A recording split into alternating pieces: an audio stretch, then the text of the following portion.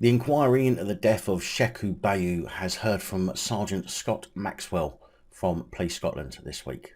Sergeant Scott Maxwell was the manager of the response team who attended the incident in which police were called, which led to Sheku's death.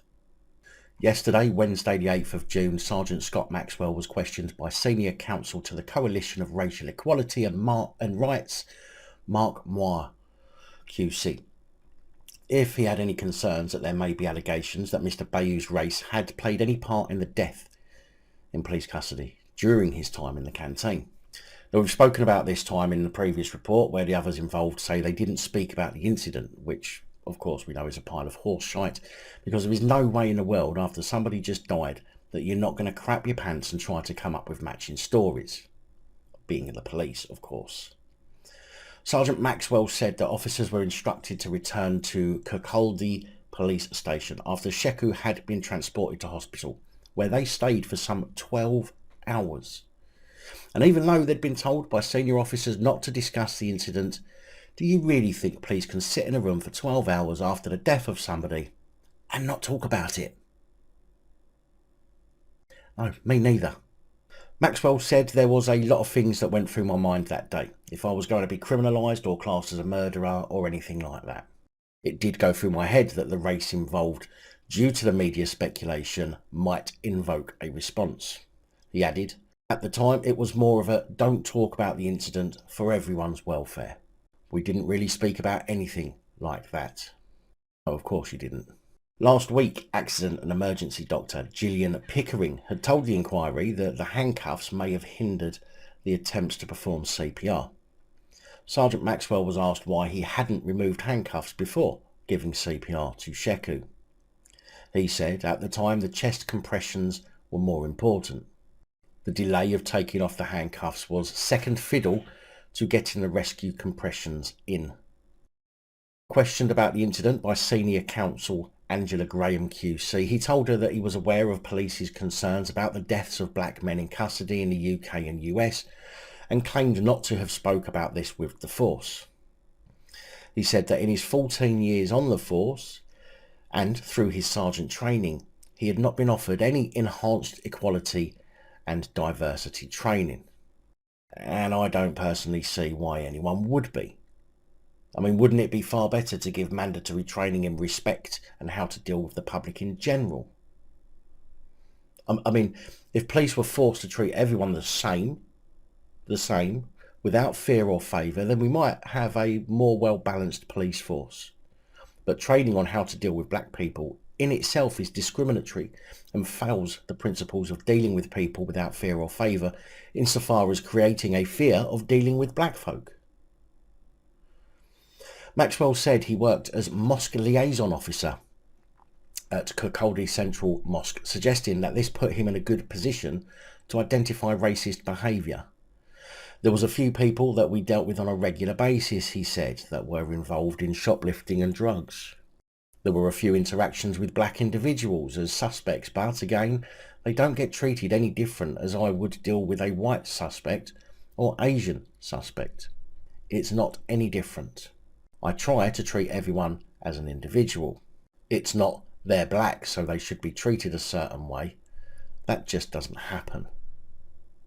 Well, maybe that's because you haven't had the enhanced equality and diversity indoctrination, because the very fact police offer that indicates that black people are to be treated differently from white, and in policing, regardless to what the public say, you should treat everyone the same or you should be sacked. A witness to the event who heard Sheku scream said the scream sent chills through her spine, and in her statement she said that she thought the officers were really rough and thought they had pounced on him when restraining him. She had filmed the incident on Snapchat, which is apparently being used as a key piece of evidence. And I'm asking myself why she decided to go through the trouble of opening her phone, searching for the Snapchat app and clicking a few buttons before being able to start recording, rather than simply hitting the camera function, which on most phones is on the home screen. Just a thought that went through my head. She said that in July 2015, 2 months after the incident, she had a visit from someone that she believes was one of Sheku's family members, asking if she knew anything about the incident. Later, she found a note in the hedge outside her house she said was left by the same man that indicated his knowledge of the Snapchat video, but claimed she had no knowledge the video had been passed on to Mr. Bayoh's family, suggesting the only people who had been given the video was the police, leaving her feeling betrayed. Now, I don't know a lot about Snapchat, I don't use it, but can you privately record videos, or are they recorded and uploaded to Snapchat for everyone to see? I genuinely don't know. I wondered when I first read this why she would go through the trouble of opening Snapchat when the phone's native camera function would likely be far quicker to open, other than to upload the footage. But if she said she had no idea how Sheku's family got to see the footage, I question whether or not she was stupid and didn't think the footage would reach Mr. Bayoh's family by people sharing it, or if there's a way to film it with Snapchat and save it to your phone. Either way, I still find it weird that someone would use Snapchat over the native camera app. Now, although I'm not saying Sheku's death was part of a racist move by Police Scotland, so far as we only have the fact that one of the police involved in his death that's been called out by his own family to have been a violent racist. PC Alan Payton is alleged to have once said, "I'm a total racist. I hate all blacks," according to his brother-in-law. Other family members support the claims and have revealed Payton had a history of violent and racist conduct, including an alleged serious assault on his parents. So we have one copper who's clearly got some sickening views, and we have the fact the cops think we're stupid and think they all sat in a canteen for 12 hours not talking about what happened, which I don't think anyone believes. But other than that, there's nothing really that suggests racism played a part in his death yet.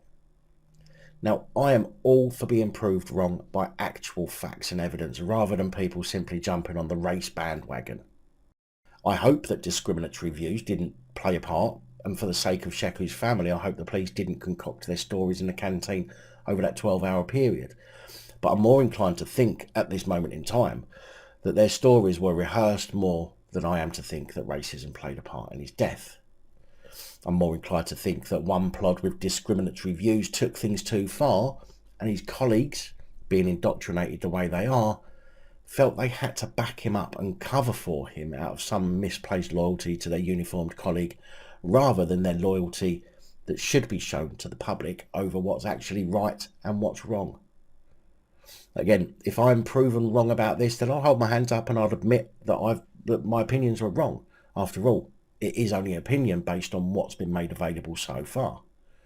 You, of course, may have a completely different opinion, but if you do, please make sure it's based on facts of the story and not your own dislike for me. The inquest continues.